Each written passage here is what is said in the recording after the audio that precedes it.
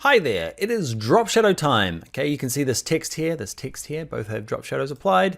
Okay, it's not super hard to do, but we're gonna look at it. We're gonna do it for objects as well. These stars have drop shadows. Just turn it back on. It's not gonna take us long, but also I'm gonna throw in some bonus did you knows at the end. So hang around and yeah, let's get started. To add a drop shadow to text or any object, just make sure it is selected in your layers panel. Goes this light gray color. Let's go down to effects and go to drop shadow. And that's how you had imagined it. Okay, so we'll do a couple little things just to get you a little bit more clued on how it works. So by default, it'll remember the last thing you've done. So yours won't look exactly like mine. So opacity obviously is just how see-throughiness it is. Okay, I'm gonna lower mine down a little bit. Now, in terms of drop shadows, it depends. I like mine straight up and down, like 90 degrees.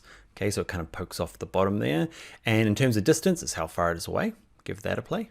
Okay, and the size is how kind of spread out or dispersed the shadow is. Okay, so it really depends. Like I often just punch in 3 and 3 for these two, and that's enough for what I do. It's either 5 and 5 or 3 and 3, and that generally gets to the kind of preferred stuff that I like.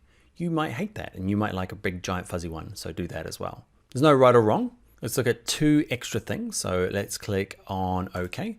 Let's say that I like this and I want to add it to this layer as well. So I can right click it. I can go to copy layer style, find my Scott shoes, which is there it is there. I can right click that and go to paste style. I'm going to do it to these 2 stars as well. So the star here, can I do them both at the same time? Right click, paste style. Oh, I can, fancy.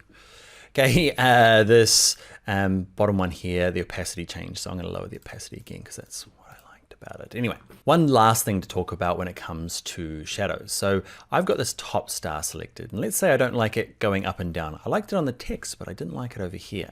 So to edit my drop shadow, I just double click the word drop shadow. I'm gonna move that out of the way, and let's say I want to change the angle. And what's going to happen is this guy here, use global light. So let's say I move it to the side here. It looks great, but did you notice it changed over here? You might not. So let's see it all changed. It even changed in this here under the bevel and emboss, which we did earlier. Watch, when I move it around, can you see they all change? That's the use of global light.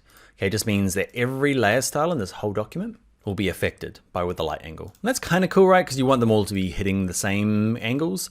But now, case we didn't. I want it to be 90 for them all, but I'm gonna, for this one particular star that I've got selected, I'm gonna turn off that. And watch now, just that one star is working, okay, and adjusting the way I want. I'm not gonna go through all the settings. You can play around with the contours and the noise, and you can play with the spread. I never do though, so we're gonna leave it for the moment and let you experiment. But that, my friends, is how to add drop shadows.